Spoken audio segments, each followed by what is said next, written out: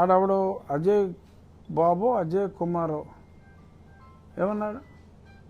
తూర్పుగోదావరి నాది క్రైస్తవులది, పశ్చిమ గోదావరి క్రైస్తవులది, కృష్ణా క్రైస్తవులది, గుంటూరు క్రైస్తవులది.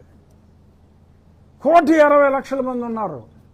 మేము ఎవరికి చెప్తే వాళ్ళే నెక్కుతారు అని ఛాలెంజ్ చేస్తా, హిందూ మతాన్ని అవహేళన చేస్తా, నోటుకొచ్చినట్టు వాగితే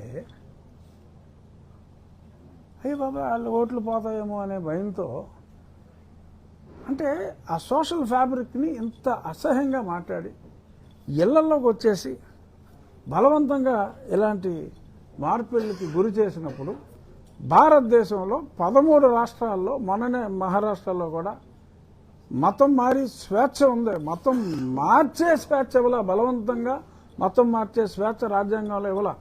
ఆ స్వేచ్ఛ తీసుకుంటున్నారు. ఆ తీసుకోవటం సమంజసం కాదు. స్పష్టంగా చట్టం ఉండాలి కనుక ఆ రాష్ట్రాల్లో ఆ చట్టాన్ని ప్రవేశపెట్టారు, 13 రాష్ట్రాల్లో. మరి మన రాష్ట్రంలో కూడా ఇవాళ మరి ఎక్కడెక్కడ పాస్టర్లో వచ్చి ఈ రాజ్యం మాది, అధికారం మాది, అధికారం మా మతాంది అని చెప్పి ఇంత విశృంఖలంగా మాట్లాడుతూ ఉంటే రికార్డులో 2% క్రైస్తవులు,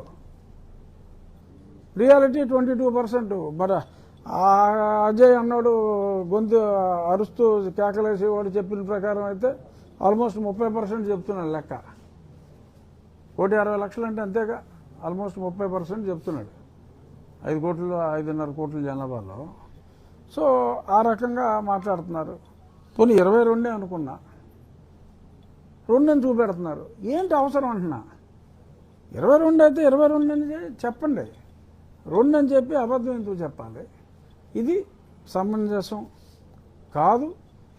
ఇది కాదు అని చెప్పినందుకు నాకు మా పార్టీ నాయకుడు పెద్దాయన చంద్రబాబు నాయుడు గారికి ఏదో అగాధం ఉన్నట్టుగా వీళ్ళకి ఊహించేసుకుని నోటుకు వచ్చినట్టు రాసేసుకుంటున్నారు. అటువంటిది ఏమీ లేదు. రాజ్యాంగ స్ఫూర్తితో, రాజ్యాంగం ప్రకారం నేను నడుచుకుంటున్నాను.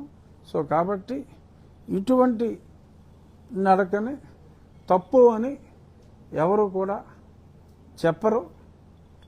దీని మీద మీ అభిప్రాయాలు, రాజ్యాంగం మీద మీ అభిప్రాయాలు ఏంటో, మీ సొంత అభిప్రాయాలు ఏమన్నా ఉంటే ఏమన్నా కాంట్రడిక్ట్ చేయండి.